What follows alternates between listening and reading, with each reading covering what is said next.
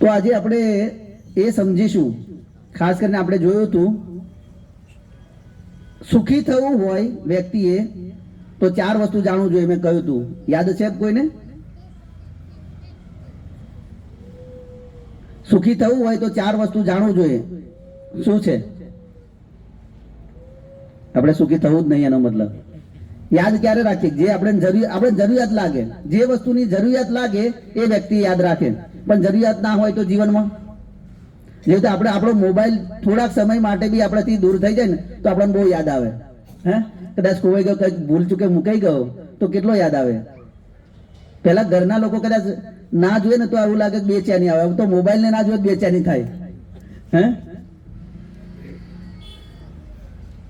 કળિયુગનો પ્રભાવ એવો થઈ ગયો છે. યાદ કરો થોડું, શાના વિશે સમજાયું હતું? 4 વસ્તુ કહ્યું હતું. એક તો આપણા વિશે યાદ કરાવી દો, બીજું ભગવાન વિશે, ત્રીજું હા આપણો અને ભગવાન સાથે શું સંબંધ છે. તો આજે આપણે ભગવાન સાથે સંબંધ બાંધવાની જે પ્રોસેસ જે છે, પદ્ધતિ છે, એની વિશે આપણે જોઈશું આજે. અને કાલે 6થા દિવસે એ સંબંધની પ્રોસેસ જે પોતાના જીવનમાં કેવી રીતે આચરણ કરી શકાય એના વિશે જોવાના છે. तो योग के विविध रूप और योग की श्रेष्ठ पद्धति. तो अलग अलग योग છે. ભગવદ ગીતાની અંદર 4 યોગ છે. કર્મ યોગ, જ્ઞાન યોગ, અષ્ટાંગ યોગ અને ભક્તિ યોગ. તો એના પહેલા આપણે કાલે કર્મ વિશે જાણતા હતા.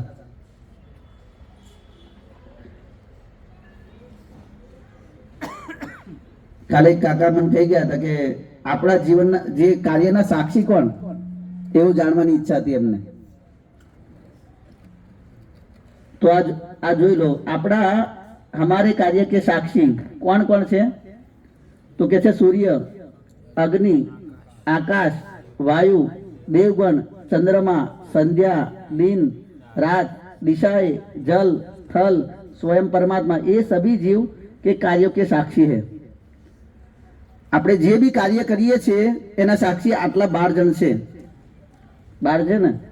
1 2 3 4 5 6 7 8 9 10 11 12 13 જણ છે પરમાત્મા સ્વયં. તો આપણા જે કર્મના સાક્ષી જે આપણે કરી રહ્યા છે, જે બી એક્ટિવિટી આપણે કરીએ છીએ એના સાક્ષી 13 જણ છે. એટલે જોઈ વિચારીને કાર્ય કરવું, કે આ લોકો આપણી સાક્ષી ભૂલી દેશે. 2 દિવસ પહેલા જે ભક્ત જોડે વાત થતી હતી એમ, આ સાક્ષી વાળું, કે એક ભાઈ હતા, તો એમને ગાડી લેવી હતી. તો ગાડી લઈ લીધી, એની અંદર સાક્ષીની સહી હોય. ભાઈ જે હપ્તે લે ને તો સાક્ષીની સહી ભરવી પડે. તો એક ભાઈએ કરી હતી સહી. હવે પેલે ગાડી લીધી, ગાડી ફેરી વેચી બી દીધી. હવે પેલો પૈસા આપતા ના ભરે એટલે જે સાક્ષી હતી ને એના પૈસા ભરવા પડ્યા. તો એવી જ રીતે આપણા કર્મના જે સાક્ષી કોણ છે? આ 13 જણ છે. તો એટલે જોઈ વિચારીને કાર્ય આપણે કરવા જોઈએ, જેથી બંધન ના થાય. આપણે જન્મોથી આ ભૌતિક જગતમાં કોઈ વર્ણન નથી કે કેટલા જન્મોથી આપણે આ ભૌતિક જગતમાં ફરી રહ્યા છે. ઉપર નીચે કેટલા જન્મોથી ફરી રહ્યા છે આપણને ખબર જ નથી.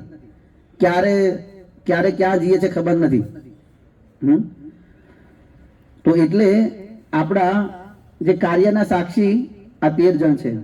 તો આજના વિષય જે છે योग का सही अर्थ और सही उपयोग.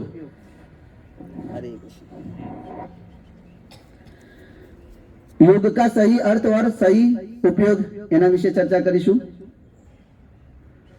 ભગવદ ગીતા 4 પ્રકારના યોગનું વર્ણન કરે છે. પછી શું બધા યોગ જે છે એક જ ધ્યેય આગળ લઈ જાય છે આપણને, કે બીજે બી જઈ શકે? भगवान को प्राप्त करने के लिए क्रमशः विकास की प्रक्रिया और सीधी प्रक्रिया. 2 નું જોઈશું. એક તો સીધી અને ક્રમશઃ, ધીરે ધીરે ધીરે. અને પાંચમું છે કલયુગ, कलयुग के लिए सरल योग पद्धति। कलयुग ની અંદર સરળ યોગ પદ્ધતિ શું છે? તો યોગ का सही अर्थ और सही उपयोग। હવે જ્યારે યોગ શબ્દ આવે આપણા જીવનની અંદર, ત્યાં સાંભળીએ આપણે, જે રીતે કોઈ પણ વસ્તુ સાંભળે, જે રીતે ટ્રેન, તો આપણી ટ્રેનની અનુભૂતિ જેટલી થઈ હોય એ બધી અંદર મનની અંદર તમારે આવી જાય, મગજની અંદર આવી જાય। પછી જે બી શબ્દ તમે યુઝ કરો, એપલ હોય યા કેરી હોય, ગાડી હોય, હવે તમને જે ગાડી ગાડીનું નામ બોલે અને જે ગાડી ગમતી હોય એનું તમને ચિત્ર આવી જાય તરત જ। તો જે રીતે યોગનો શબ્દ ઉપયોગ થાય તો લોકો એવું વિચારતા હોય છે કે આ શું છે? યોગ છે, પણ આ ખરેખર યોગ નથી। આને કહેવાય વ્યાયામ, કસરત એક જાતની, જે શરીર સારું રાખવા માટે। तो योग वह है जो वास्तव में योग कहलाता है। तो યોગનો મતલબ શું છે? જોડવું। યોગનો મતલબ શું છે? આપણે કહે ને વિયોગ અને યોગ, યોગ થયો કે ઘણી વખત કોઈ એવા કાર્ય થયા હોય તો બધા એનો યોગ થઈ ગયો, એમ યોગ છે એટલે થયું કાર્ય એમ। અને વિયોગ એટલે છૂટા પડવું યા તો જુદા થઈ જવું એમ। તો યોગનો મતલબ છે જોડવું। तो व्यक्ति और परम चेतना के बीच में प्रेम को, अथवा जीवात्मा और परमात्मा भगवान के बीच में प्रेम को योग कहते हैं, या तो जोड़વું કહે છે। તો આને શું કહેવાય? વાસ્તવિક योग કહી શકાય। तो योगी, तो जिस मनुष्य का जीवन और उसके कार्य भगवान के साथ उसके संबंध को पुनः स्थापित करने के लिए होते हैं उसे योगी कहते हैं।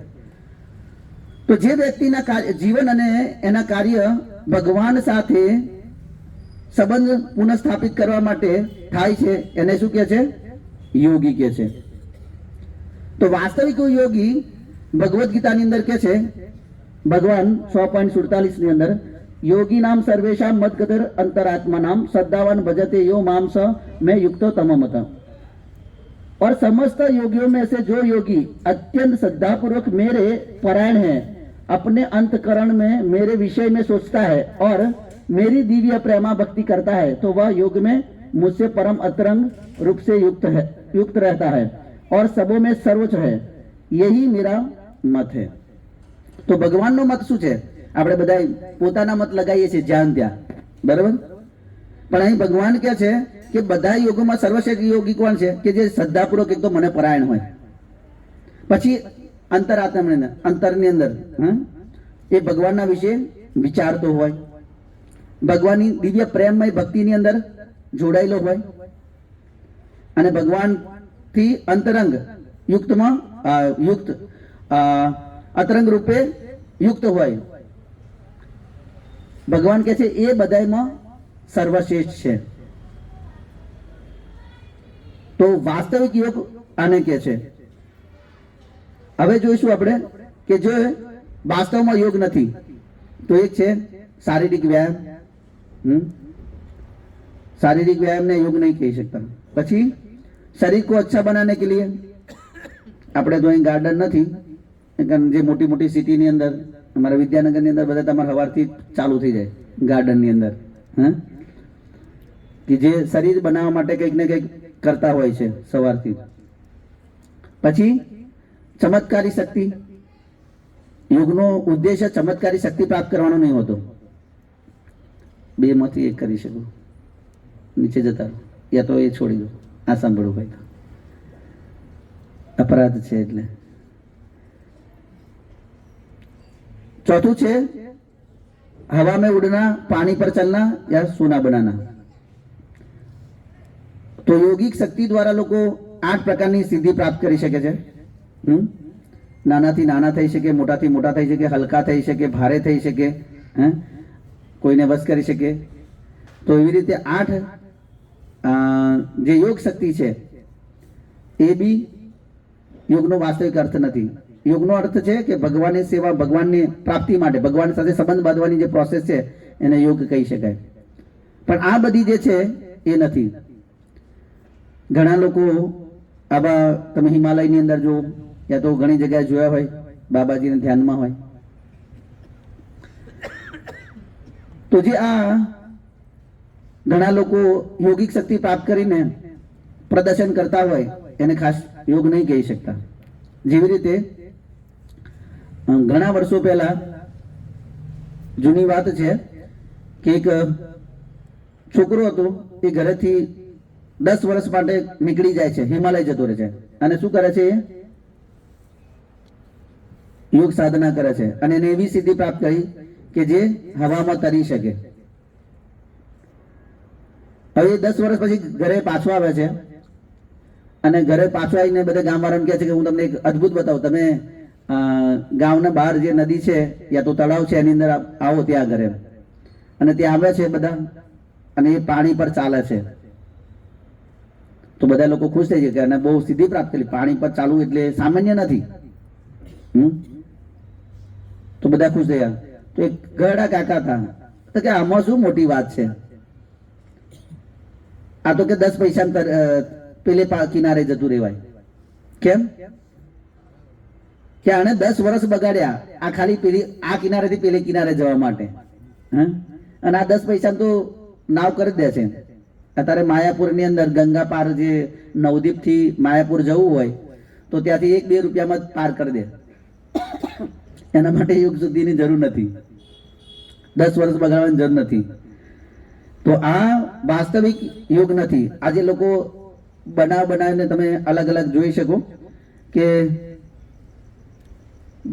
Yoga for blood pressure, yoga for physical and mental health, બરોબર, પછી ચેર યોગા, આવા અલગ અલગ ઓફિસ યોગા.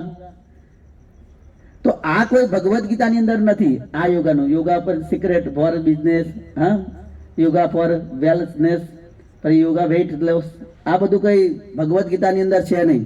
આ ખરેખર યોગ નથી. હા, આ શારીરિક તંદુરસ્તી માટે આ તો બહુ ગામડામાં બહુ લાગુ નહીં પડે, આ વધારે સિટીને એમાં વધારે લાગુ પડે યોગા. તો શ્રીમદ ભગવદ્ ગીતા 4 પ્રકારના યોગનું વર્ણન કરે છે. तो एक છે कर्म योग, जिसमें व्यक्ति भगवान के लिए कर्म करता है. फरी ज्ञान योग, तो दार्शनिक ज्ञान के विकास द्वारा आध्यात्मिक चेतना विकास करने की प्रक्रिया, જેને ज्ञान योग કહી શકાય. અને अष्टांग योग, अपने मन को परमात्मा में केंद्रित करने हेतु मन तथा इंद्रियों नियंत्रित करने हेतु होने वाली ध्यान की प्रक्रिया, आने अष्टांग योग કહી શકાય. અને છેલ્લે છે ભક્તિ યોગ, ભગવાન કે પ્રતિ પ્રેમમય ભક્તિ સેવા. તો આ છે ભગવદ્ ગીતાના 4 યોગનું વર્ણન કરે છે. આ યોગ ક્યારે લાગે? જ્યારે ભગવાનથી, જ્યારે ભગવાન વિષ્ણુ યા કૃષ્ણ સાથે જોડાય ત્યારે યોગ લાગે. જેવી રીતે અહીં પહેલામાં કર્મયોગ કહ્યું છે કે जिसमें व्यक्ति भगवान के लिए कर्म करता है, भगवान માટે કાર્ય કરતો હોય તો યોગ લાગે. ઘણી વખત આમ જ્યારે બહુ વર્ષો પહેલા હું મહેસાણાની અંદર પુસ્તક વિતરણ કરતો હતો, ત્યાં આગળ એક સેન્ટર ચાલતું હતું ભાંડુની અંદર. તો જતા પહેલા અમે પુસ્તક વિતરણ કરીએ ત્યાં મહેસાણાની અંદર. તો એક કાકા મને કે કર્મયોગ કરો એમ. એને એવું લાગતું કે ભિખારી છે. કર્મયોગ એટલે શું છે એ ખબર નહીં વ્યક્તિને. એને એવું લાગે કે કામ ધંધો કરો તો એ કર્મયોગ છે, પણ એને મૂર્ખાને નથી ખબર કે કર્મયોગ એટલે શું. જે વસ્તુ ભગવાનની સાથે જોડાય એને કર્મયોગ કહેવાય. હવે એના જે કાર્ય તો એ ભગવાનની સાથે જોડવાનો નહીં, એ તો પોતાની ઇન્દ્રિય તૃપ્તિ માટે કરવાનો છે. તો કર્મયોગ આપણે ખરેખર જાણવું જોઈએ. બધા લોકો એવું જ જાણતા હોય કે સાધુ લોકો એના કરતા તો હંમેશા શ્રેષ્ઠ છે, અમે કર્મ કરીએ છીએ. હા, કર્મ કરો છો, યોગ નહીં કરતા. કર્મ યોગ ક્યારે બને કે જ્યારે કોઈ કાર્ય કરીએ એ કાર્ય ભગવાનથી જોડાઈ જાય. આપણે જે બી કાર્ય કરતા હોય એ ભગવાનથી જોડવું જોઈએ. આપણે કાલે જોયું હતું યજ્ઞ અર્થ કર્મણ્ય લોકો અયમ કર્મ બંધન તદત પંથ મુક્ત સંઘ સમાચરિત, કે ભગવાનની પ્રસન્નતા માટે જ વ્યક્તિએ કાર્ય કરવું જોઈએ, કે કર્મનું બંધન લાગશે. તો કર્મયોગ એ છે કે ભગવાન સાથે જે આપણે કાર્ય કરીએ છીએ એને જોડવું. પછી છે दार्शनिक ज्ञान के विकास द्वारा आध्यात्मिक चेतना का विकास. विकास करने की प्रक्रिया आध्यात्मिक विकास ની ચેતના સોરી આધ્યાત્મિક ચેતના એનો વિકાસ કરવાની જેને વિકાસ કરવાની જે પ્રક્રિયા જે છે એને શું કહે છે? જ્ઞાન યોગ. અને એવી જ રીતે પોતાનું મન જે છે એ પરમાત્મામાં કેન્દ્રિત કરીના હેતુથી મન અને ઇન્દ્રિયો નિયંત્રિત કરી અને ધ્યાનમાં આપણે જ્યારે ધ્યાન આમ કહીએ તો આપણે એવું લાગે કે મોટી મોટી દાઢી હોય, હે, લાલ કપડા હોય, હે, એવા સાધુ હોય એને જ માનતા હોય. હા, એ છે બાહ્ય રીતે, પણ જે અત્યારે ધ્યાન અને બધા માર્કેટમાં થઈ રહ્યું છે એ વાસ્તવિક ધ્યાન નહીં હોતું. હવે તમે ધ્યાન કરતા હોય ગામડાની અંદર તો ફૂલ ગીત વાગતા હોય, હવે અહીં ધ્યાન કરતો હોય અને બાજુની અંદર ગીત વાગતું હોય, હા, કોઈ ગીત વાગે આપણને ગમતું કોઈ ગીત વાગી ગયું તો ધ્યાન ક્યાં જાય? હા, એ ફિલ્મની અંદર જાય, આમાં કોણ હીરો છે, હા, કોણ હિરોઈન છે, કયું ફિલ્મ છે, એ બધું યાદ આવે ને. ધ્યાન થાય પછી ધ્યાન ભંગ થઈ જાય. તો એટલે અહીં તો મુશ્કેલ છે. ફરી છે ભગવાન કે પ્રતિ પ્રેમમય ભક્તિ સેવા. તો ભગવાન સાથે જે ભગવાનની પ્રેમમય ભક્તિ જે કઈ કરીએ આપણે અર્ચા વિગ્રહની અંદર સેવા, તો એ શું કે છે? પ્રેમમય ભક્તિ સેવા. તો ઘણા લોકોનું એવું માનવું હોય છે કે બધાય માર્ગ એક જ જગ્યાએ જતા હોય છે. क्या सब मार्ग एक ध्येय पर ले जाते हैं? ઘણા લોકોને એવું માનો કે ગમે તે કરો તો તમે ક્યાં જશો? આપણે સમજાતા ને કે આપણે એવું નથી મરી જાય ત્યારે લખે ને સ્વર્ગવાસ, એટલે બધા જે બી કાર્ય કરે બધા ક્યાં જતા રહે? સ્વર્ગમાં. એટલે ભાઈ નથી ત્યાં સ્વર્ગ એમ ખુલ્લું મૂકી દીધું?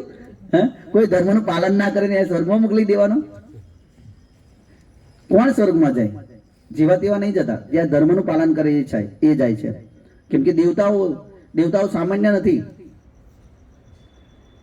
તો આવી જ રીતે આ જે બધા માર્ગો જે છે એ શું એક જ માર્ગ એક જ ધ્યેય પર લઈ જાય છે. હવે તમે અહીં ચોકડી પર જાઓ તો ચોકડી બરોબર રહી નથી, પહેલાથી ચોકડી, તો ચોકડી આપણે જઈએ તો શું ગમે તે વાહનની અંદર બેસીએ તો બોમ્બે જતા રહીએ? આણંદ જતું હોય એમાં બેસી જઈએ, તો અમદાવાદ જતું એમાં બેસી જતું, શું આપણે બોમ્બે જતા રહીએ? ના જઈ શકીએ. એવી રીતે ટ્રેન, હવે ટ્રેનમાં તમારે જવું હોય, કોઈ ગંતવ્ય સ્થાને જવું હોય, બરાબર, તો પહેલા તમારે ટ્રેન જોવી પડે કે ભાઈ કઈ દિવસે છે, જે દિવસ જવું હોય એ દિવસે ટ્રેન જોઈ એનું રિઝર્વેશન કરવું પડે, અને જે દિવસે જવાનું છે એ દિવસે આપણે જવું પડે અને ટ્રેનમાં બેસવું પડે.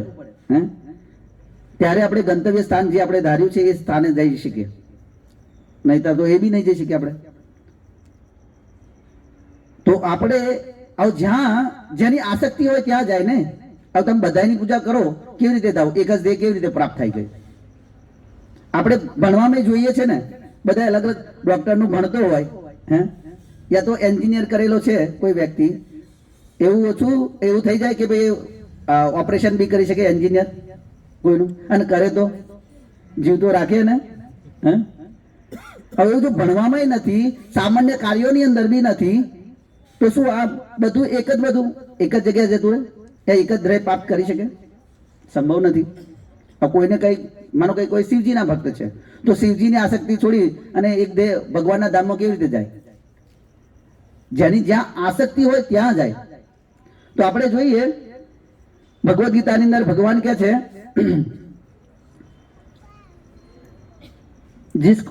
जो जिसकी पूजा करता है वह उसके पास जाता है.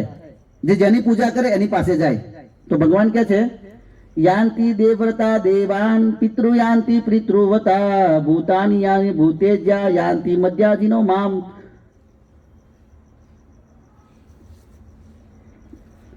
तो भगवान कहते हैं जो देवताओं की पूजा करता है वो देवताओं के बीच जन्म लेंगे, जो पितरों की पूजते हैं वह पितरों के पास जाते हैं, जो भूत प्रेतों की उपासना करता है वे उन्हीं के बीच जन्म लेते हैं, और जो मेरी पूजा करते हैं वे मेरे साथ निवास करते हैं.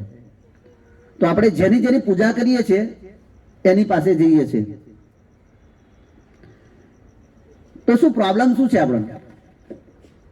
માનો કે દેવતા લોક પર જે પ્રોબ્લેમ શું? ભગવાન કેમ આ બધું વિચ્છેદ કેમ કરીને આપ્યું કે ભાઈ અહીં આ કરશો તો આ થશે, આ કરશો તો આ કરશે, જોયું પેલા કહ્યું કે દેવતાઓ પૂજા કરશો તો દેવલોકમાં જતા રહેશો, તો પ્રોબ્લેમ શું છે?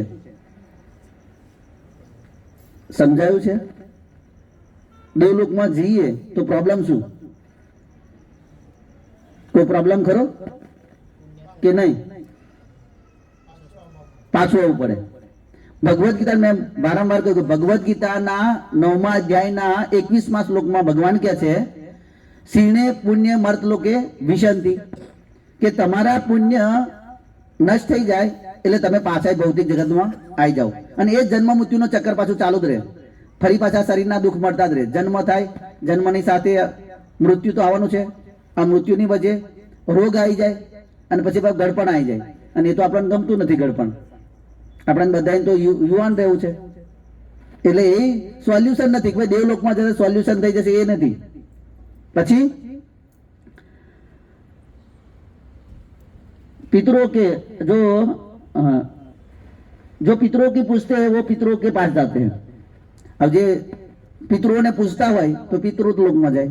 હવે જો દેવલોકમાં જવાથી પાછું આવવું પડતું તો પિતરો જોડે તો જઈએ તો પાછું તો આવવું પડે. એ બી તો ફૂલ વિસામો નથી કે ફૂલ સ્ટોપ આવી ગયો કે હવે અહીં આવી ગયા પછી જવું નહીં પડે, એવું તો છે નહીં.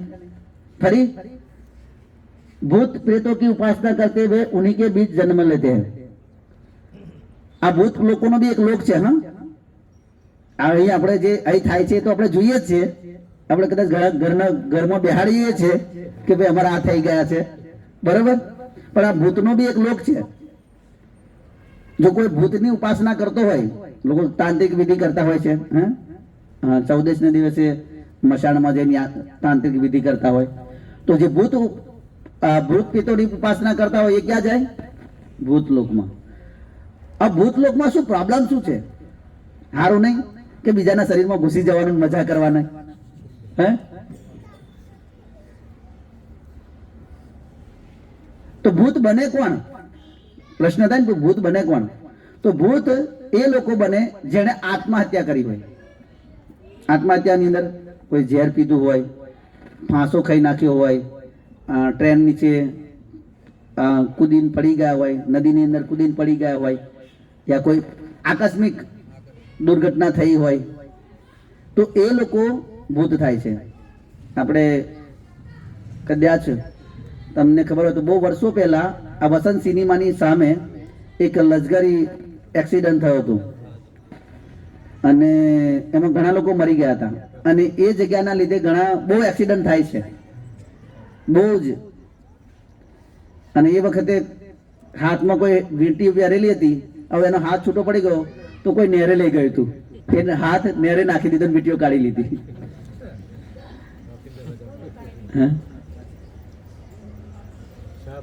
તો સા પરિવાર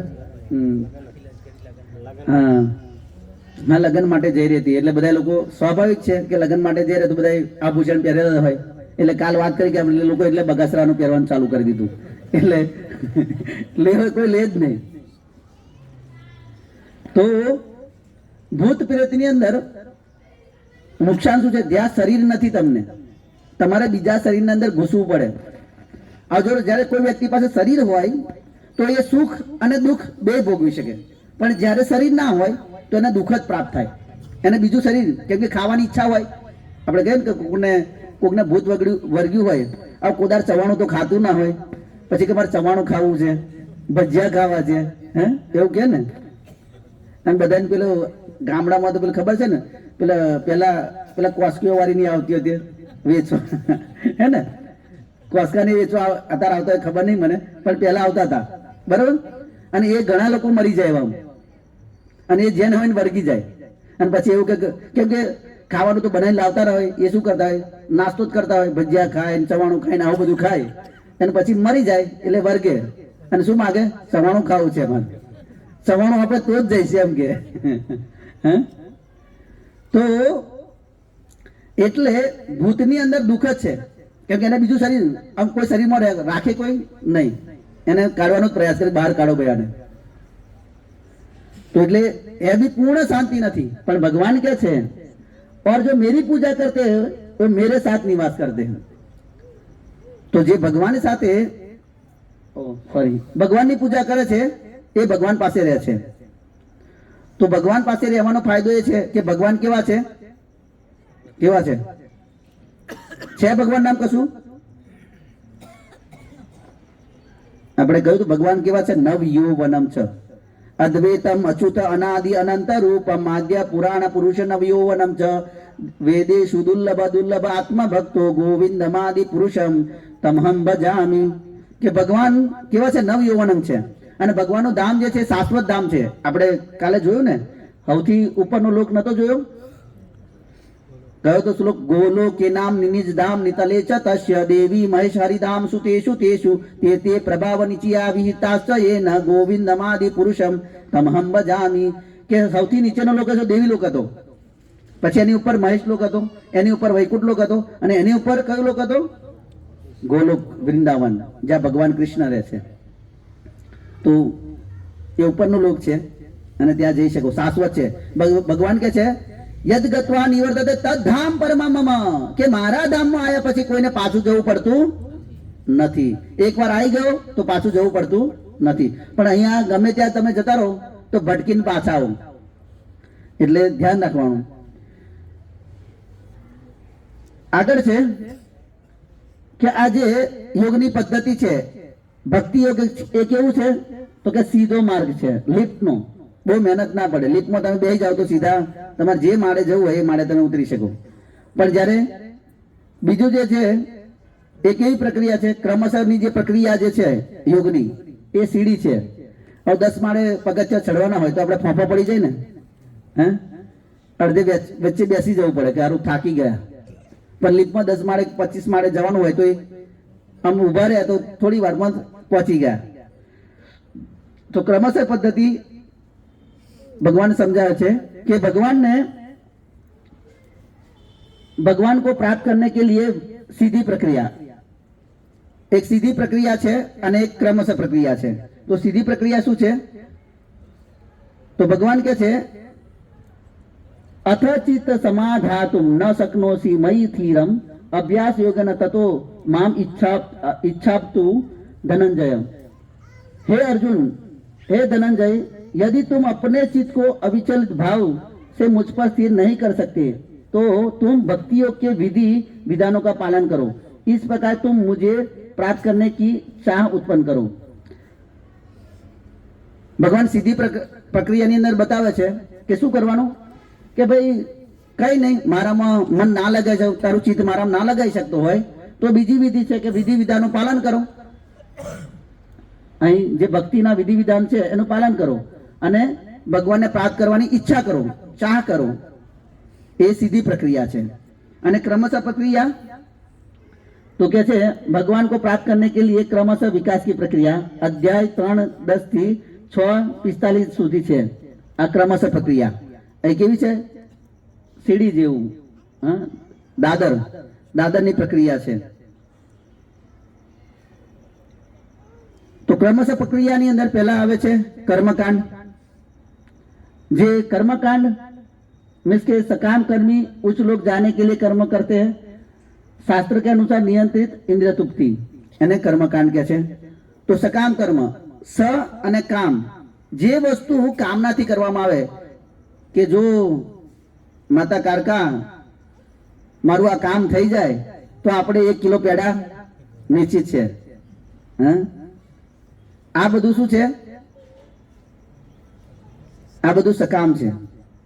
पण ए देवी देवताओं पासे मांगीए छे आपणे. पण ज्यारे सकाम एक जे छे जे भगवानना मार्गदर्शन, शास्त्रोना मार्गदर्शन अनुसार कोई फॉलो करे छे कर्मकांड, तो एक छे उच्च लोक जवा माटे. घणा लोको उच्च लोक जवा माटे यज्ञ करे, या तो धन संपत्ति प्राप्त करवा माटे, या तो सुंदर शरीर प्राप्त करवा माटे, पछी बाळक उत्पन्न करवा माटे. घणा राजा अंग महाराजे यज्ञ कर्यो तो जेमनाथी बहन उत्पन्न थया. तो योग यज्ञ करीने पुत्र उत्पन्न करवा, एवी रीते आ कर्मकांड छे.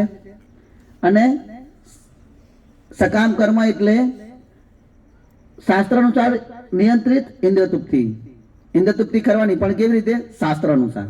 એવું નહીં કે જે લોકો આ નહીં ફોલો કરતા એ મનુષ્ય છે જ નહીં, એ કેવા છે? પશુ છે.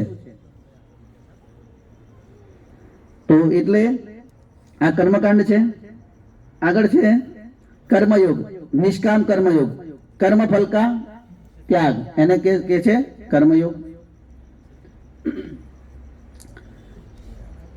ज्ञान योग ने कर्मफल का त्याग, ब्रह्म का दार्शनिक ज्ञान, तपस्या એને જ્ઞાન યોગ્ય છે.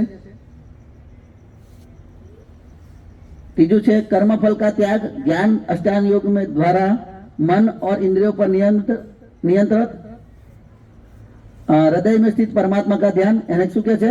અષ્ટાંગ યોગ. અને ચોથું છે ભગવાન કે પ્રતિ પ્રેમમય ભક્તિ સેવા, એને શું કહે છે? ભક્તિ યોગ. તો ક્રમશઃની પ્રક્રિયા જે છે, જેવી રીતે નિષ્કામ કર્મફળ નો ત્યાગ, કે ભાઈ નિષ્કામ કર્મ, કોઈ ફળની આશા વગર, ભગવાનની વગર. પછી છે કર્મ જ્ઞાન યોગની અંદર કર્મફળનો ત્યાગ અને ભ્રમ, ભગવાનની ભ્રમ જ્યોતિ, દાર્શનિક જ્ઞાન અને પ્લસ તપસ્યા. અષ્ટાંગ યોગની અંદર કર્મફળનો ત્યાગ, અનાસક્ત રહેવું કર્મફળથી, પછી જ્ઞાન હોવું જોઈએ, અને અષ્ટાંગ યોગ દ્વારા મન અને ઇન્દ્રિયોને નિયંત્રિત કરવું, અને હૃદયમાં પરમાત્માનું ધ્યાન કરવું. એવી જ રીતે ભક્તિયોગ માટે, ભક્તિયોગ એટલે ભગવાન કે પ્રતિ પ્રેમમય ભક્તિ સેવા. તો આપણે એને ક્રમશઃ જોઈશું. કર્મકાંડ, આમાં શું વાંધો છે કર્મકાંડની અંદર? તો કર્મકાંડની અંદર આમાં કોઈ ભક્તિ આવતું નથી. કર્મકાંડ મીન્સ કે ખાલી આપણી ઈચ્છાઓને પૂર્ણ કરવું, કે મારે આ જોવે છે, આ જોવે છે, આ જોવે છે, એને ભક્તિ સાથે કોઈ લેવા દેવા નથી, કોઈ ફાયદો થાય નહીં ભક્તિની અંદર. અને પ્લસ કે આજે યજ્ઞ કરવો હોય તો પેલા જેની સાધન સામગ્રી છે એ આપણને મળવી મુશ્કેલ છે. હવે અત્યારે આપણે જુગાડ કરી અલગ છે, આપણા ગુજરાતી લોકો જુગાડ કરી દે અલગ વસ્તુ છે, પણ બધું વસ્તુ મળવું એ મુશ્કેલ છે. વિદેશની અંદર તો બધું વસ્તુ બી આજે એ માંસ ને બધું સાથે વેચાતું હોય. આજે ઘી લાવવું હોય તો ઘી મળવું મુશ્કેલ છે. જે રીતે આપણે કહ્યું હતું ને ઘીનું, પેલા ઘીને શું કહેતા હતા? ઘી જ કહેતા હતા. ફરી શું આવ્યું? શુદ્ધ ઘી આવ્યું. ફરી શુદ્ધ ઘીમાં કઈ મિલાવટ થવા મળી એટલે શું કહેવા મળે? 100% શુદ્ધ ઘી. અને પછી આવું માર્કો મારી દીધો. હે,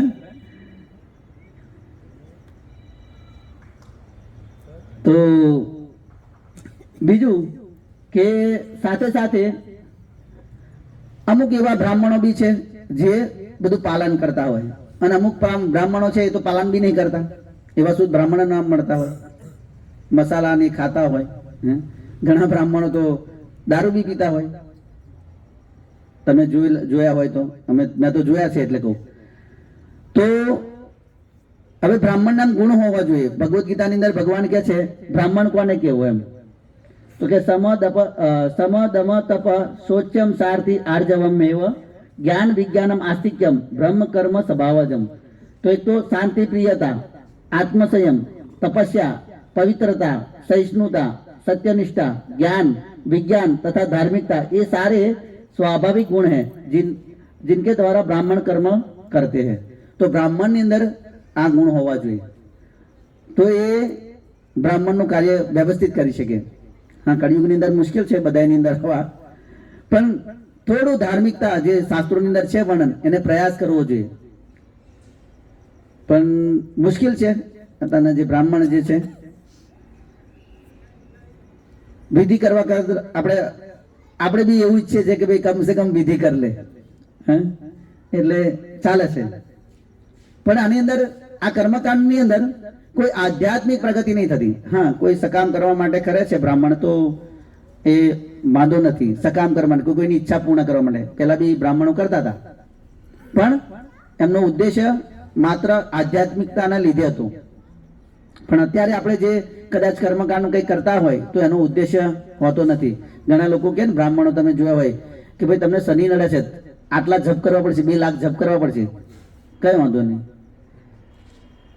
તો પેલો કે મારા 2 લાખ તો મારાથી ના થાય, હો સમય જ નથી મારી જોડે, ક્યાંથી થાય? વાંધો નહીં, પૈસા આપી દેજો તો હું કરી લઈશ તમારે તરત જ. હે હવે જુઓ છો ને તમે, તો એટલે મુશ્કેલ છે. ફરી આપણે સમજાતા કાલે ચાતુર્વર્ણ્ય મયા સૃષ્ટમ ગુણ કર્મ વિભાગસ, કે ભગવાન કે છે કે આ 4 વર્ણ મેં વિભાજિત કર્યા છે. આ 4 વર્ણ જે છે એ નિષ્કામ રૂપે કાર્ય કરે તો બી ભગવત પ્રાપ્તિ કરી શકે. નિષ્કામ કર્મ એટલે કોઈ આસક્તિ વગર ભગવાનની પ્રસન્નતા માટે. શ્રીમદ ભાગવતમ ની અંદર અને મહાભારત ની અંદર વર્ણન છે કે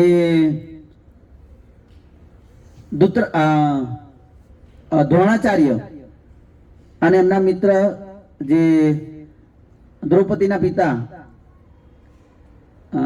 શું નામ હતું? નામ દ્રુપદ, રાજા દ્રુપદ અને દ્રોણાચાર્ય તો એક ગુરુકુળમાં ભણતા હતા.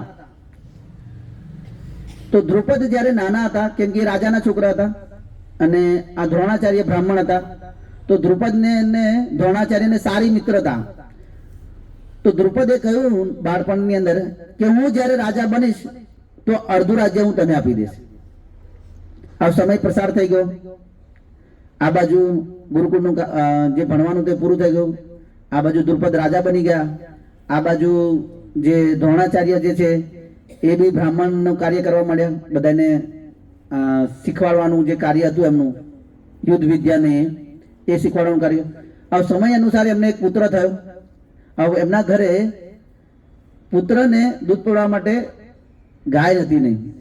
તો એમની પત્નીએ કહ્યું કે તમે કહેતા હતા ને કે તમારા મિત્રએ તમને કહ્યું છે કે અડધું રાજ્ય આપશે, તો કે આપણા રાજ્ય તો જવતું નથી, એક ગાય આપે તો લઈ આવો, તો આપણે પુત્રને આપણે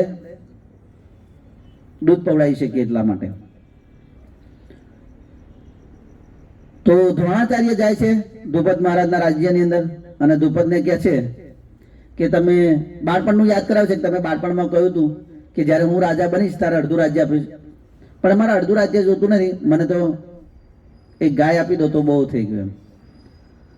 તો દ્રુપદ ત્યારે દ્રોણાચાર્યનું અપમાન કરે છે કે દોસ્તી બરાબર લોકો કે સાથ હોતી હે, બરાબર લોકોના સાથે થાય ને. હવે તું બ્રાહ્મણ હે અને હું રાજા, ક્યાં મિત્રતા? તો ત્યારે અપમાન થાય છે, દ્રોણાચાર્ય જતા રહે છે. આ બાજુ કૌરવ અને પાંડવોને યુદ્ધ વિદ્યાની શિક્ષા આપે છે, ધનુર્વિદ્યાની, અને એક તૈયાર થઈ જાય છે.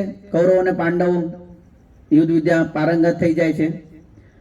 તો કર્ણની છત્રછાયાની અંદર આ કૌરવોને મોકલે છે દ્રોણાચાર્યને જીતવા માટે. તો દ્રોણાચાર્ય મોકલે છે, તો દ્રુપદ એમને હરાઈને મોકલી દે છે પાછા. આ બાજુ ફરીવાર અર્જુનને મોકલે છે અને અર્જુન દ્રુપદને બાંધીને લઈને આવે છે. તો ત્યારે દ્રુપદ કહે છે કે હવે તો હું રાજા છું, હું જીતી ગયો છું, એટલે હું આ રાજ્યનો રાજા હું છું, પણ હું તને અડધું રાજ્ય પાછું આપું છું. અડધું રાજ્ય હું રાખું છું, અડધું રાજ્ય તને પાછું આપું છું. હવે દ્રુપદને બહુ અપમાન લાગ્યું, પણ દ્રોણાચાર્ય કહે છે મેં શાના માટે કર્યું? તે એક બ્રાહ્મણને વચન આપ્યું હતું અને જો એ નહીં પાલન કરું તો શું થશે? નરકમાં જઈશ. એટલા માટે હું નહીં ઈચ્છતો કે તું નરકમાં જાય, એટલા માટે મેં આ કર્યું. તો દ્રુપદને બહુ જે શું કહેવાય આઘાત લાગ્યો અંદર કે ભાઈ આ બ્રાહ્મણે મને હરાવી દીધો. હવે એને બદલાની ભાવના આવી એના અંદર. હવે બદલાની ભાવના આવી તો એને બી યજ્ઞ દ્વારા પુત્ર ઉત્પન્ન કર્યો દુષ્ટજમ્ન. હવે તમે જુઓ આ પુત્ર ઉત્પન્ન કરવાનો ઉદ્દેશ શું હતો? કે દ્રોણાચાર્યને મારે ને એવો પુત્ર જુએ એમ. હવે એ પુત્ર ઉત્પન્ન કરી અને જ્યારે યુદ્ધ વિદ્યા ધનુર્વિદ્યા શીખી શકે એવો લાયક થઈ ગયો, તો એ કોના આગળ ગયા? દ્રોણાચાર્ય આગળ લઈને કે આને તમે ધનુર્વિદ્યા શીખવાડો. હવે દ્રોણાચાર્યને ખબર હતી કે આ જે પુત્ર જે છે એને ઉત્પન્ન કરવાનું કાર્ય જે દ્રુપદે કેમ કર્યું છે? મને મારવા માટે. જાણતા હતા તો બી એને રાખી દીધો. હવે કદાચ આપણે એ જગ્યાએ હોય તો કે વાંધો ને મૂકીને જાઓ, રાતે એનો ખાત્મો કરી દઈએ. હે, આપણને મારતા પહેલા આપણે એને મારી નાખીએ, હે ને? પણ એમને એવું નહીં કર્યું. નિષ્કામ જે રીતે એમના પુત્ર ને જેટલું જ્ઞાન આપ્યું, જેટલું શીખવાડ્યું, એવું જ દુષ્યુમ્નને શીખવાડ્યું. નિષ્કામ કે ભગવાનની ઈચ્છા પર. તો આને કહેવાય નિષ્કામ. હવે આપણે જોઈએ, આપણા કોઈ કોમ્પિટિશનમાં આપણને કોઈ ધંધો આવડતો હોય સારો, બરાબર, અને કોઈ તમારી સાથે શીખવા આવે અને તમને ખબર હોય કે આ મારો સામે કોમ્પિટિશનમાં ઊભો થવાનો, આપણે શીખવાડીએ કુદાર? કોઈ દિવસ ના શીખવાડીએ. કેમ કે એટલા આપણે કર્મથી બંધાયેલા છે, કામથી આસક્ત છે. આપણો કોઈ કોમ્પિટિટર હોવો જ ના જોઈએ, આપણે જ સર્વશ્રેષ્ઠ હોવો જોઈએ.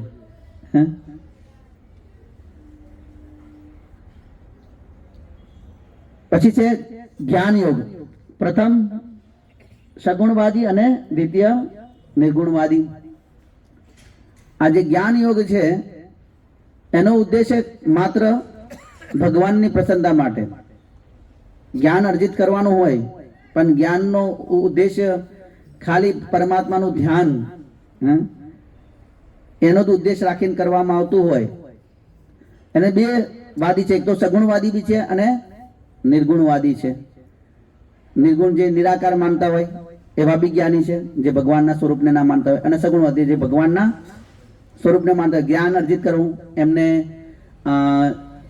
રામાયણ છે, મહાભારત છે, 4 વેદ છે, 18 પુરાણ છે, એમાંથી બધું જ્ઞાન અર્જિત કરે, એને જ્ઞાન યોગ કહી શકાય.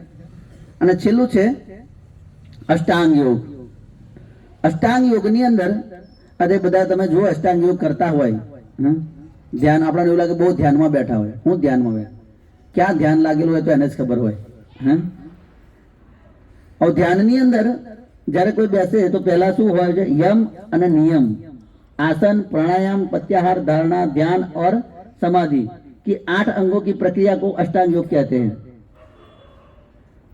तो भगवान के छे आ ध्याननी सीढ़ी छे.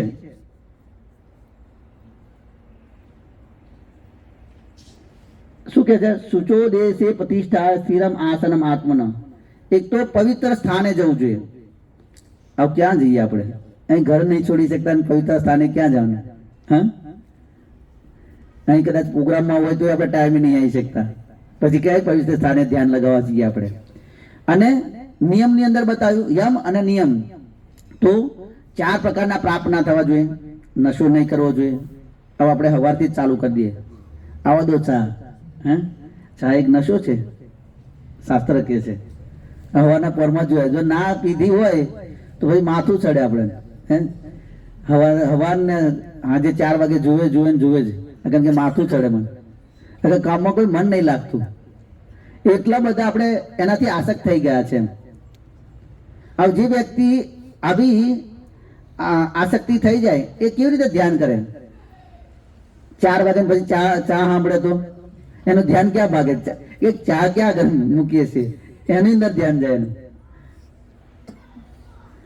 પછી કે છે સ્થિરમ આસનમ. આમ સ્થિર રહેવું જોઈએ આસનમાં. એવું નહીં કે પછી અહીં આપણે બેઠેલા આપણે કેટલી વાર આવીએ છીએ, એમ સ્થિર બેહી રહીએ છીએ, બેહી શકીએ છીએ સ્થિર?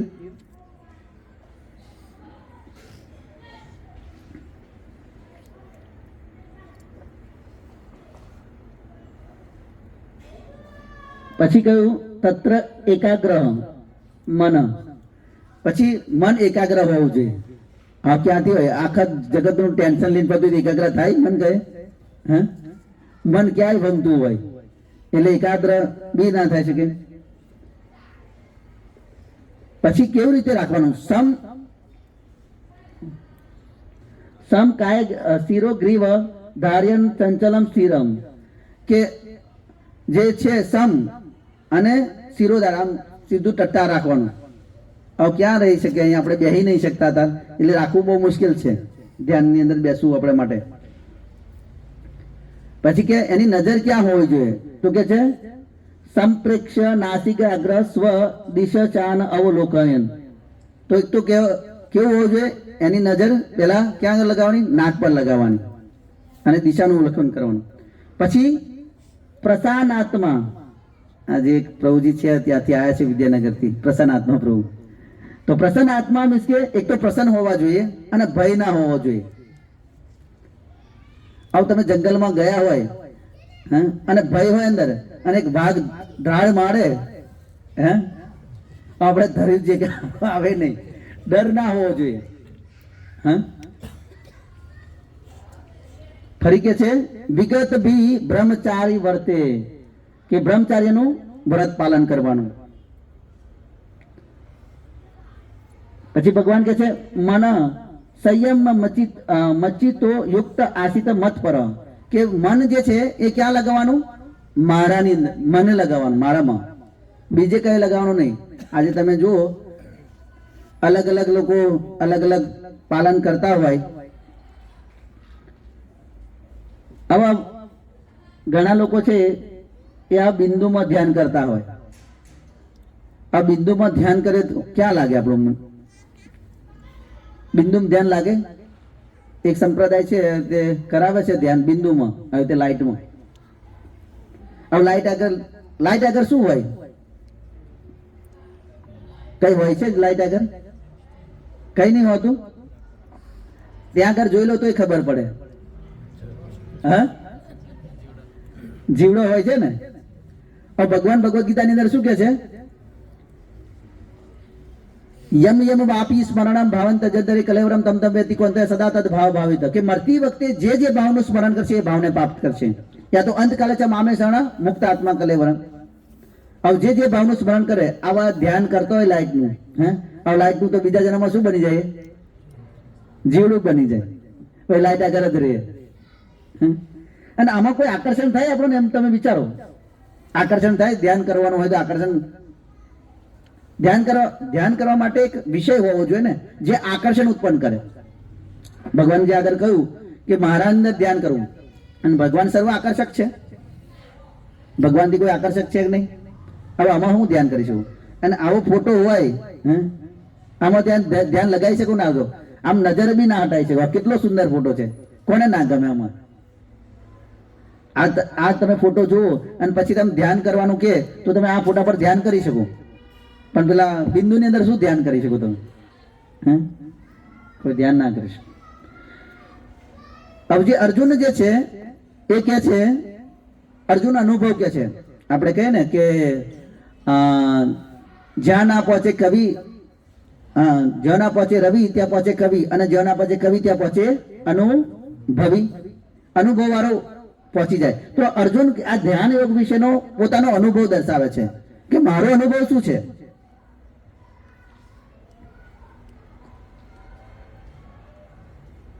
અર્જુન ઉવાચ યો અયમ યોગસ્ત્વયા પ્રોક્તા સામ્ય ન મધુસૂદન इत श्याम न पश्यामी चंचलत्वात् स्थितिम स्थिराम. अर्जुन ने कहा, हे मधुसूदन, आपने जिस योग पद्धति का संक्षेप में वर्णन किया है वह मेरे लिए अव्यवहारिक तथा असहनीय है, क्योंकि मन चंचल तथा अस्थिर है. आवा जे अर्जुन जे छे એ પોતે પોતાનો અનુભવ કહે છે. જે આ તમે યોગ પદ્ધતિનું વર્ણન કર્યું છે સંક્ષેપમાં, એ મારા માટે અવ્યવહારિક લાગે છે, વ્યવહારિક લાગતું નથી અને અસહનીય છે. અને કહે છે કેમ? તો કે મન જે છે ને એ બહુ ચંચલ છે અને અસ્થિર છે, ટકતું જ નથી. જ્યાં મૂકે ત્યાંથી દોટ મૂકે છે, ભાગે આમ ભાગ જ કરે. અને થોડીક વાર અહીં બેઠા હોય, થોડુંક સાંભળતા હોય, પછી પાછું કંઈક વિચાર આવે તો આપણું મન ક્યાંય ભાગતું હોય.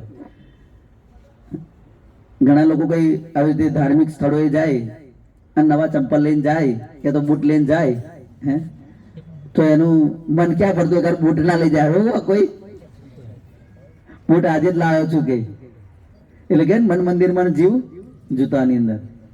હવે મન એટલું અસ્થિર છે.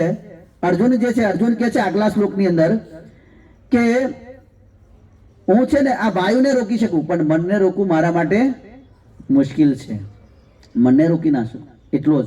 અને મન અર્જુન એટલો સંયમિત છે, સામાન્ય નથી અર્જુન. અર્જુન તમે મહાભારત વાંચો તો એટલો સંયમિત છે. જે સ્વર્ગની અપ્સરા જે છે ઉર્વશી, જે એની સાથે સંગ કરવા ઈચ્છે એ કે છે માતે. તમે વિચારો. અને જે સ્વર્ગની જે અપ્સરાઓ જે છે એના અંદરથી, શરીરની અંદરથી કિલોમીટર જેવું, 1 કિલોમીટરનું કિલોમીટર એનાથી સુગંધ આવે. વિચારો તમે. અને એ વ્યક્તિ એવું કહે છે, જ્યારે સંગ કરવાની વાત કરે તો માતે એવું કહે છે, એટલો સંયમિત છે. અને એ વ્યક્તિ એવું કહે છે કે મારું મન ચંચલ છે. હવે આવો સામાન્ય વ્યક્તિ આપણું ક્યાં મન લાગે? પછી આપણે ધ્યાન કરવા જઈએ, ધ્યાન લાગે મન? હે, આપણું ધ્યાન બીજે જતું હોય.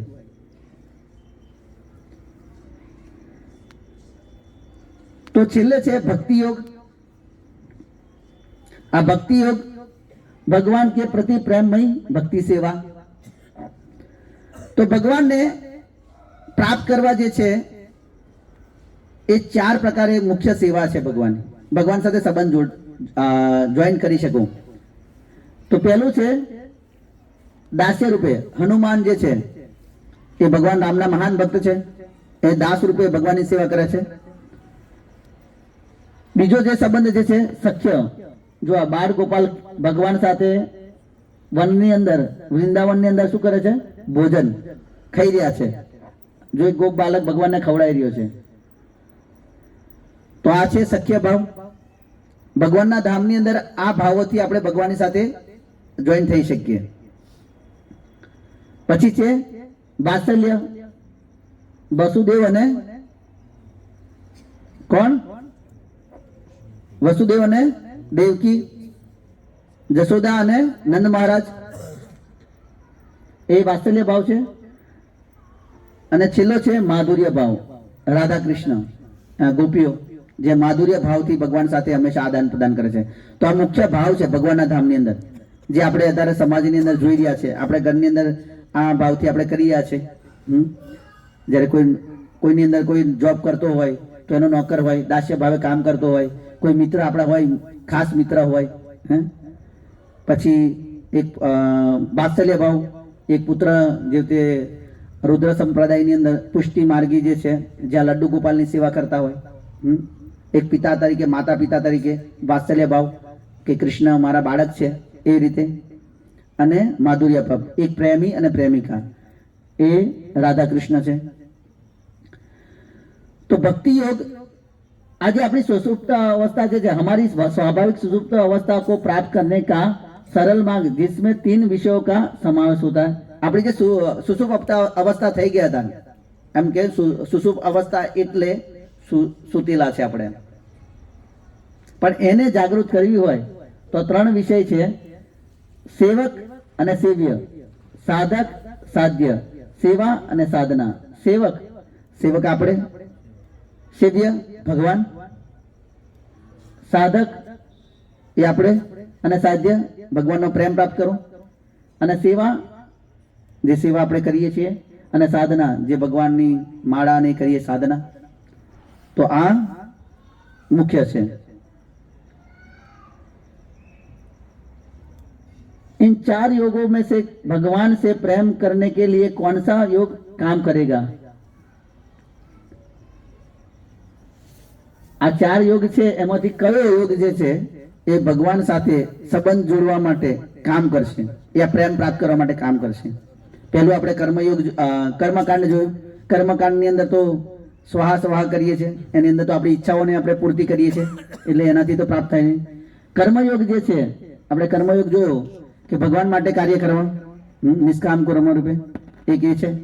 જ્ઞાન છે, પછી અષ્ટાંગ યોગ છે. પણ આ એક ભક્તિ માર્ગ, ભક્તિની અંદર કરવાનો છે. જો આપણે જો કર્મયોગની અંદર ભગવાન માટે કાર્ય કરવા, પછી જ્ઞાન યોગની અંદર જ્ઞાન અર્જિત કરવું, અષ્ટાંગ યોગની અંદર ધ્યાન કરવું પરમાત્મા રૂપે. આ એ કેવી રીતે છે? તો કર્મયોગની કર્મકાંડની અંદર શું હોય? જે રીતે કોઈ વિદેશ છોકરો હોય અને અહીંથી છોકરી હોય તો કે મારા માટે આ મોકલજો, આ મોકલજો, આ મોકલજો, આ મોકલજો, ખાલી માગ જ કરે.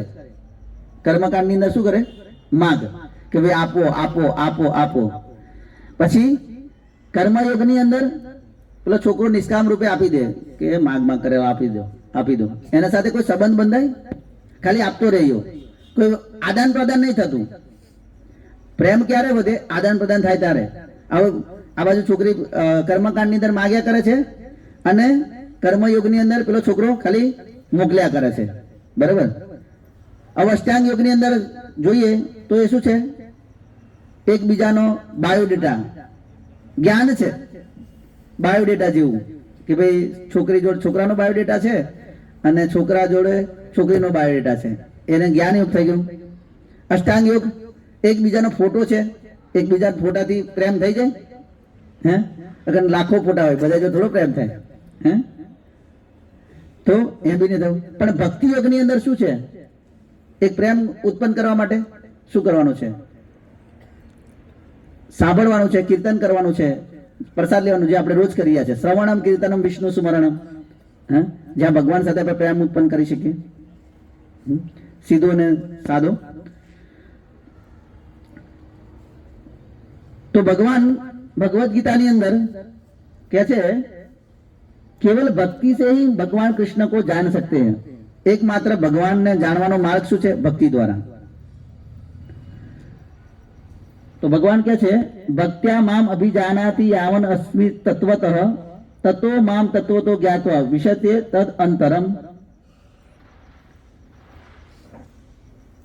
केवल भक्ति से मुझे भगवान को यथारूप में जाना जा सकता है. जब मनुष्य ऐसी भक्ति से मेरे पूर्ण भावनामृत में होता है तो वह वैकुंठ जगत में प्रवेश कर सकते हैं. अब वैकुंठ में कौन जाए? આપણે કાલે કહ્યું હતું ને કે મારું ઘર બને હો મારું ઘર બને વૈકુંઠ ધામ તન મન ધન શ્રીજીના ચરણોમાં. और वैकुंठ में कौन रहे? और रोज झगड़ा થતા वैकुंठ में रहे? એને વૈકુંઠ કહે છે ઘરમાં રોજ ઝઘડા થતા હોય એને કેવી રીતે વૈકુંઠ માનું? હવે વૈકુંઠ એ લોકો વૈકુંઠ જાય ખરા કે અહીંયા ઝઘડા કરે છે ત્યાં જાય? તો ઘણી બધા ને પતિ પત્ની કે ભાઈ અહીં મળ્યા પણ ઉપર ના મળતા, હે, આ ભૂલ થઈ ગયા જીવનની અંદર. તો માત્ર ભગવાન કહે છે ભક્તિ દ્વારા. અહીં ભગવાન એવું કે કર્મયોગ દ્વારા. જો ભગવાને આખી ભગવદ ગીતા કહી, બરાબર, શ્લોક નંબર કયો છે? ભગવદ ગીતાના 18મો અધ્યાય છે ને 55મો શ્લોક છે. કર્મયોગ નો 3જો અને 5મો અધ્યાય છે અને ધ્યાન યોગનો અષ્ટાંગ યોગનો એ 6ઠો અધ્યાય છે. આ ભગવાન ભક્તિનું માર્ગ ક્યાં આગળ કે છે? 18મા અધ્યાય, જ્યાં ઉપસંહાર છે, સાર છે, એની અંદર કે છે ભગવાનને પ્રાપ્ત કરવા, ભગવાનની પ્રાપ્તિ કેવી રીતે થાય એનો માર્ગ બતાવી રહ્યા છે ભગવાન. भगवान की प्राप्ति, भगवान के केवल भक्ति से मुझे भगवान को यथारूप जान सकता है कि एकमात्र भक्ति द्वारा જ.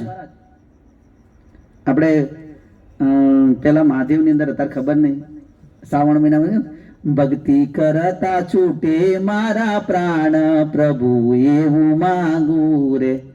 એટલે પેલા ભક્તિ તો ખબર હોવી જોઈએ ને. હે, ભક્તિ તો ખબર જ ના હોય પછી કેવી રીતે પ્રાણ છૂટે? એવી રીતે ભક્તિ દ્વારા.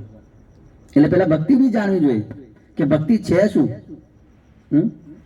અને ભગવાન કે છે जब मनुष्य ऐसी भक्ति से पूर्ण भावनामृत में होता है तब वो वैकुंठ जगत में प्रवेश कर सकता है. तो भगवानની ભાવના, બધા એમ કે ને ભગવાન તો ભાવના ભૂખ્યા છે, પણ શું ભાવના છે એ બી જાણવી જોઈએ ને. ઘણી વખત એવું કહે ને કે ભાઈ તમે ભગવાનને ભોગ લગાવજો, તો કે ભગવાન ભાવના ભૂખ્યા છે, એ થોડો ભગવાન ખાય છે. પણ તમારા ભાવના છે પેલા? ભાવ છે એવો કે ભાઈ મારે ભગવાનને જમાડવું છે. અને જમાડવું હોય તો કોઈ વ્યક્તિ આવે તો આપણે એવું કે ભાઈ મને તો બહુ ભાવ છે, બહુ ભાવ છે એટલે જમાડવાનું નહીં. કોઈ આપણા ઘરે અતિથિ કોઈ મહેમાન આવે, આપણે ગામડામાં એવું હોય ને કે ભાઈ ખવડાવી પડાવીને બધું કર્યું પણ ચા ના પડાવે એવું હારે ચા ના પડાવી કે, હે ને, એવું કે. તો એટલે લોકોને ખબર નથી કે આ ચા નશો છે, એને પીવાની જરૂર નથી. ખવડાવવું એ બહુ મોટું છે. એ ખાને વાલે से खिलाने वाला बड़ा होता है. તો ભગવાનના જગતની અંદર પ્રવેશ કરવો હોય તો ભગવાનની ભાવના મૃતમાં હોવું જોઈએ. તો એ લોકો જઈ શકે, અગર અહીંના જ કાઠી રગડામાં એ પડ્યો હોય ક્યાં નીકળી શકે? તો ભગવાનની જે ભક્તિ જે છે, નવતા પ્રકારની ભક્તિ જે છે, ભગવાનને પ્રાપ્ત કર્યા એ એનું વર્ણન છે. નવતા પ્રકારની ભક્તિ શ્રીમદ ભાગવતમ ની અંદર પ્રહલાદ મહારાજ કે છે, શ્રવણમ કીર્તનમ વિષ્ણુ સ્મરણમ પાદ સેવનમ અર્ચનમ દાસ્યમ શ્રવણમ કીર્તનમ વિષ્ણુ સ્મરણમ પાદ સેવનમ અર્ચનમ દાસ્યમ સખ્યમ આત્મનિવેદનમ. તો આ 9 ભક્તિના માર્ગ છે. તો એક છે શ્રવણ. શ્રવણ કરીને કોને ભગવાનને પ્રાપ્ત કર્યા? તો રાજા પરીક્ષિત મહારાજે ભાગવત કથા, જેનું 7 દિવસમાં મૃત્યુ હતું, માત્ર ભાગવત કથા સાંભળી અને ભગવાનને પ્રાપ્ત કરી લીધા. નિર્ભય થઈ ગયા, કોઈ ભય નતો. જે એમને 7 દિવસમાં તક્ષક ડસવાનો હતો. પછી કીર્તન કરવાથી સુખદેવ ગોસ્વામી આ ભાગવત કથા કરી, એમણે ભગવાનને પ્રાપ્ત કરી લીધા. સ્મરણ, પ્રહલાદ મહારાજ ભગવાનનું સ્મરણ કરીને જેટલી બી સમસ્યા આવી, આપણે બધા સમસ્યા માટે હંમેશા દેવી દેવતાને હેરાન કરીએ, પણ ભગવાનને પ્રાર્થના કરીએ તો બધી સમસ્યાઓનું સમાધાન છે. પછી પાદ સેવનમ, લક્ષ્મીજી, આપણે 3 વિષ્ણુ જોયા. કયા કયા વિષ્ણુ છે? કારણોદાયક વિષ્ણુ, પછી ગર્ભોદાયક વિષ્ણુ, ત્રીજા શિરોદાયક વિષ્ણુ. 3 વિષ્ણુ છે, યાદ રાખજો. તો વિષ્ણુ લક્ષ્મીજી શું કરતા હતા? પાદ સેવનમ, એમના પગ દબાવતા હતા. પછી પૂજન, પૃથુ મહારાજ, જેના નામથી પૃથ્વી પડ્યું, પૃથુ મહારાજ. પછી વંદનમ, અક્રૂરજી, વંદન કરવાથી, ભગવાનને પ્રણામ કરવાથી વંદન.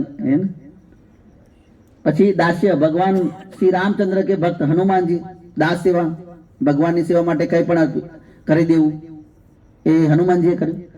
અને સખ્ય, અર્જુન, મહાન યોદ્ધા, ભગવાનનો સખા છે. અને આત્મનિવેદનમ, બલિ મહારાજ. આ બલિ મહારાજ અસુર છે, પણ ભગવાનને આત્મનિવેદન કરી દીધું, બધું તમને અર્પિત.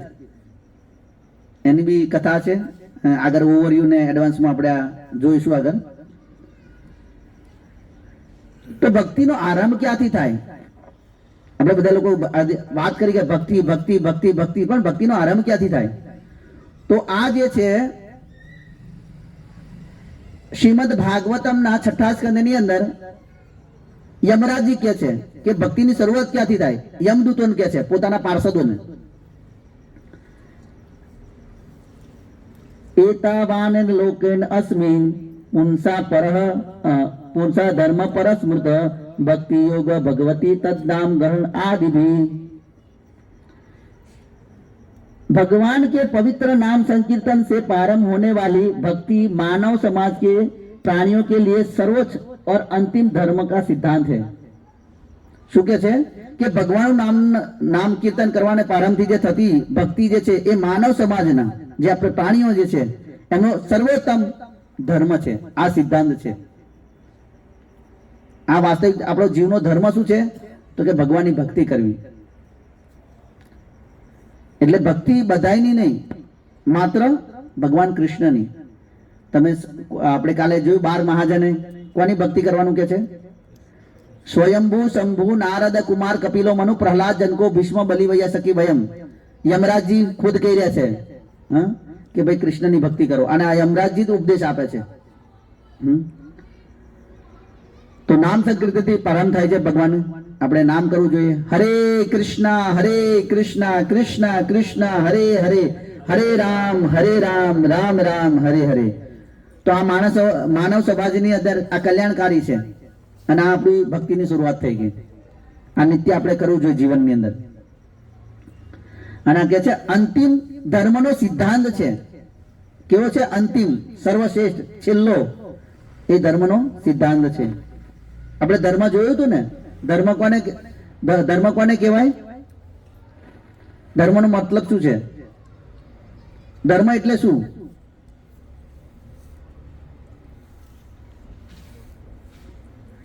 બે વસ્તુ ભાઈ બતાવ્યું હતું ફોટોની અંદર।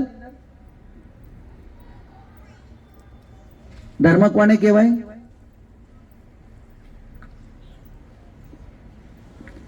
જીવાત્માનો ધર્મ શું છે? જીવાત્માનો ધર્મ સેવા ને પ્રેમ એ ધર્મ છે આપણો, એને ધર્મ કહેવાય. જે ભગવાન સાથે જોડે છે, ભગવાનને પ્રેમ કરીએ છીએ યા ભગવાનની સેવા કરીએ છીએ, એને શું કહેવાય? ધર્મ. તો આપણો ધર્મ વાસ્તવિક સિદ્ધાંત શું છે? ધર્મનો સિદ્ધાંત શું છે? અંતિમ સિદ્ધાંત શું છે? ભગવાનના નામનો જપ કરવો, નામ સંકીર્તન કરવું. પછી કે છે કળિયુગનો યુગ ધર્મ શું છે? હરે નામ એવ કેવલમ કલો નાસ્તિવ નાસ્તિવ નાસ્તિવ ગતિર અન્યથા. કે कलयुग अंदर क्या है? શું કહે છે? इस कला और दम के युग में मोक्ष प्राप्त करने का एकमात्र साधन है भगवान के पवित्र नाम का कीर्तन करना. पवित्र नाम का कीर्तन करना, पवित्र नाम का कीर्तन करना. कोई अन्य उपाय नहीं, कोई अन्य उपाय नहीं, कोई अन्य उपाय नहीं. बृहद नारदीय पुराण. આ બૃહદ નારદીય પુરાણ અંદર શ્લોક છે. શું કે છે? આ કળિયુગ જે છે કલાનો અને દમનો યુગ છે, એની અંદર એકમાત્ર ભગવાનનું પ્રાપ્ત કરવાનું સાધન શું છે? તો કે ભગવાનનું નામ. આપણે કેવા છે ખબર ને? ઘણી વખત આપણે કોકને બોલાવીએ ને તો એ સાંભળ્યું હોય તો કે શું કરે, શું કહ્યું એમ બોલતા હોય ને, ફરી વાર ઉચ્ચારણ કરે એવું કહેતા હોય ને, સાંભળ્યું ને શું કહ્યું, શું કહ્યું એવું કહેતા હોય ને. એટલે ભગવાને પુરાણની અંદર વેદ વ્યાસે લખી દીધું 3 વાર. હરેનું નામ, અહીં જો લખ્યું હરેનું નામ, હરે નામ, હરે નામ એવ કેવલમ. માત્ર હરિનું નામ, માત્ર હરિનું નામ, માત્ર હરિનું નામ. બીજું શું કહ્યું? કલો કલો નાસ્તેવ નાસ્તેવ નાસ્તેવ ગતિરન્યથા. કે કળિયુગમાં એના સિવાય બીજો કોઈ ઉપાય નથી, બીજો કોઈ ઉપાય નથી, બીજો કોઈ ઉપાય નથી. ગતિરન્યથા, બીજી કોઈ ગતિ નથી. તો ભગવાનના નામનો જપ કરવો જોઈએ, એનું વર્ણન છે આ. તો કળિયુગનો યુગ ધર્મ શું છે? જેવી રીતે બધા યુગનો ધર્મ હતો ને,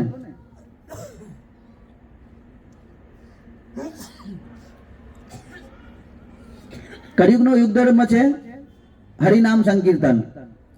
તો આજે આપણે આ મહામંત્ર બોલીએ છીએ, આ ક્યાં વર્ણન છે? કોઈ બી મંત્ર કરતા હોય, ગમે તે મંત્ર નહીં કરવો જોઈએ. કોઈ મંત્ર આપણે કરતા હોય એનું ફળ ક્યારે મળે? જ્યારે શાસ્ત્રની અંદર હોય.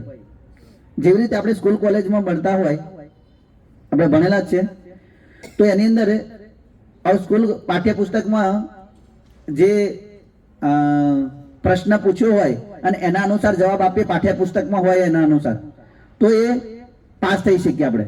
બરાબર ને? કે ગમે તે લખીએ તો પાસ થઈ જઈએ.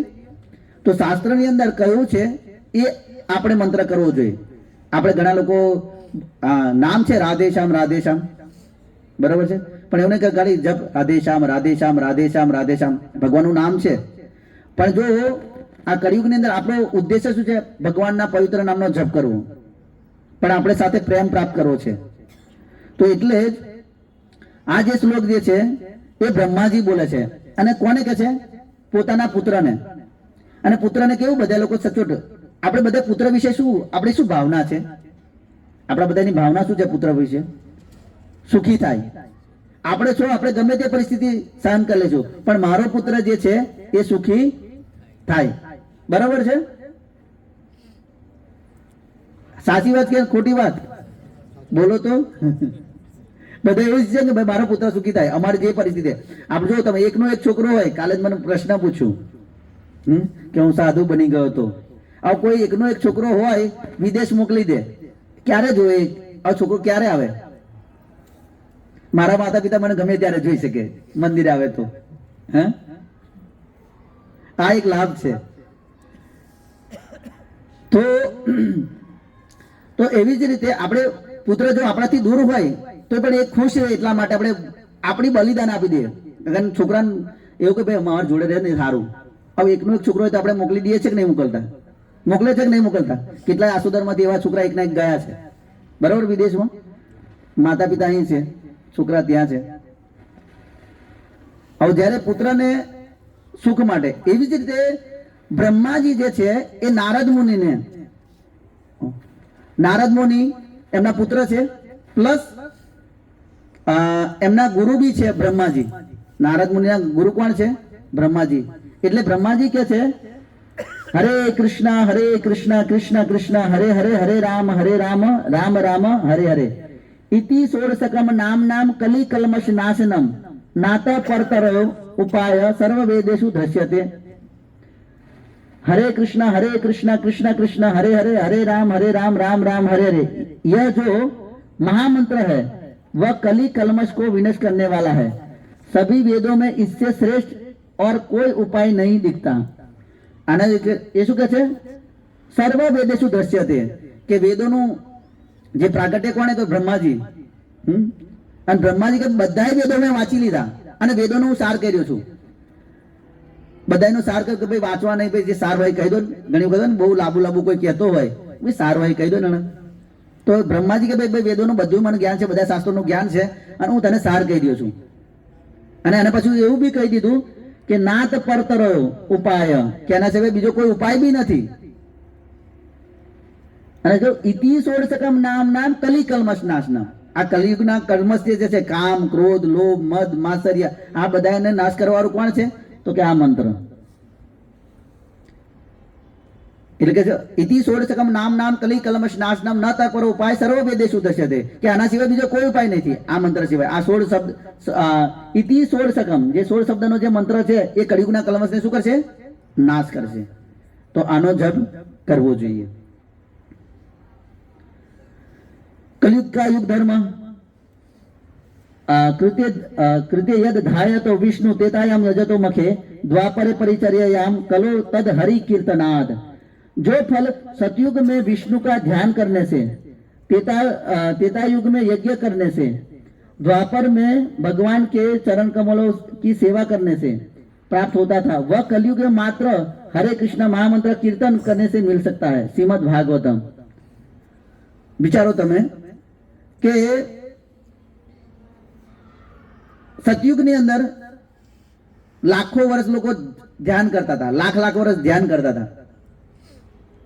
સોરી, તેનું જીવન લાખ વર્ષનું હતું અને લોકો હજારો વર્ષ લગીને ધ્યાન કરતા હતા ભગવાનનું. જેની અંદર વિશ્વામિત્રે જે છે 60,000 વર્ષ ધ્યાન કર્યું.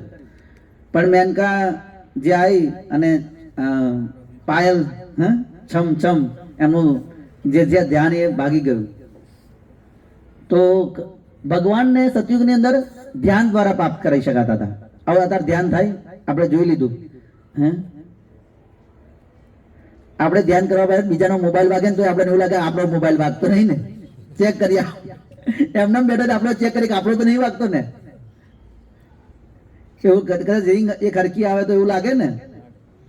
પછી तेता युग में यज्ञ करने से, अब यज्ञ જોઈ લીધું કે યજ્ઞ બી એક તો સામગ્રી મળે મુશ્કેલ છે અને બધું શુદ્ધ મળવું મુશ્કેલ છે, બરાબર. પછી દ્વાપર યુગની અંદર ભગવાનના ચરણોની સેવા, ઈસ્કોન મંદિરની અંદર ભગવાનને 7 ટાઈમ ભોગ લાગે. સવારમાં 4 વાગ્યાથી ભોગ લાગી જાય ભગવાનને. ભગવાન 3:45 ઉઠી જાય અને પહેલા જ મંદિરની અંદર પેડા અને રબડી ખાય સવારમાં. એવી રીતે આખા દિવસની અંદર 7 વખત ભગવાનની આરતી થાય અને 7 વખત ભોગ લાગે સાંજે સુતા લગીને. આવું આપણે ક્યાં સમય છે કે આપણે ભગવાનની એવી સેવા કરી શકીએ? આખો દિવસમાં 7 ટાઈમમાં પછી ભોગ બનાવવાનો અને ભગવાનને લગાવવાનો આપણી જો સમય જ નથી. એટલે ભગવાન જગન્નાથપુરીમાં બે હંમેશા ખાયા જ કરે. ત્યાં આનંદ બજાર છે. ભગવાને જ્યાં ઇન્દ્રધૂમમાં મહારાજે વરદાન માગ્યું કે તમારો હાથ કુદાર ના સુકાય એમ, હું હંમેશા તમને ભોગ લગાયા જ કરું. તો બીજા મંદિરો તમે જોશો તો રાત્રે બંધ થઈ જાય, પણ જગન્નાથપુરીનું જે મંદિર છે રાતે બી ચાલુ. ખાલી 3 થી 6 માં 2 કલાક કદાચ બંધ રહે છે, એનાથી વધારે નહીં રહેતું. જે થોડું ડ્રેસિંગ બી ખુલ્લામ કરે. તો જગન્નાથપુરીની અંદર ભગવાન હંમેશા ખાયા જ કરે છે, ભોગ લાગ્યા જ કરે. પણ કળિયુગની અંદર માત્ર હરે કૃષ્ણ મહામંત્રનું કીર્તન કરવાથી ભગવાનને પ્રાપ્ત કરી શકે. આ સરળ ઉપાય છે. સતયુગની અંદર ભગવાન વિષ્ણુનું ધ્યાન, ત્રેતાની અંદર યજ્ઞ, દ્વાપરની અંદર પૂજા અને કળિયુગની અંદર ભગવાનના નામનું કીર્તન. અને આપણે કરીએ છીએ. હવે કાલે આપણે બહુ જોરદાર કીર્તન કરીશું. છેલ્લો દિવસ છે તો અહીં છેલ્લે દિવસ આપણે કીર્તન કરીશું. हरे कृष्ण.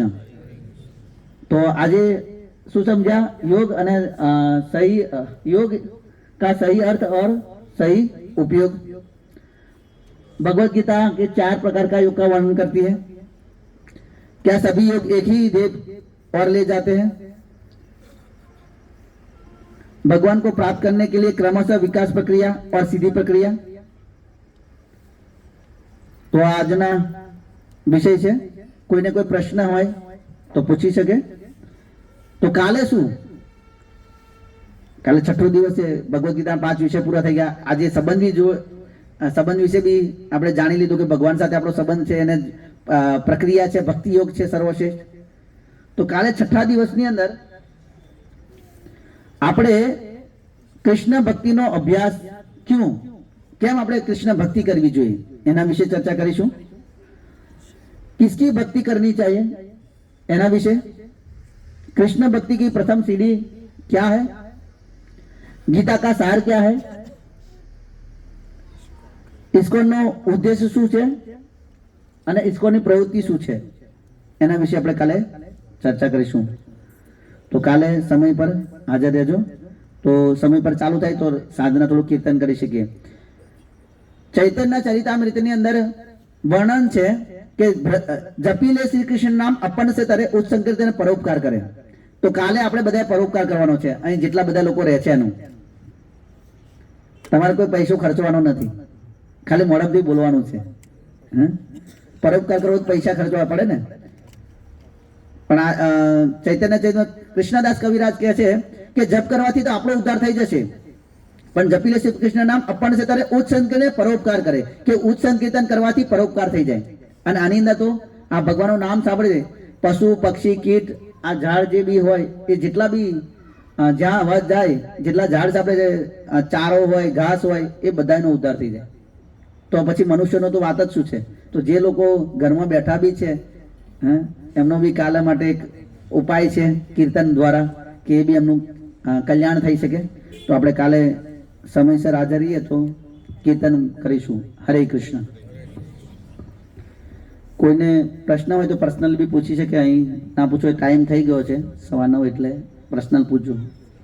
હરે કૃષ્ણ।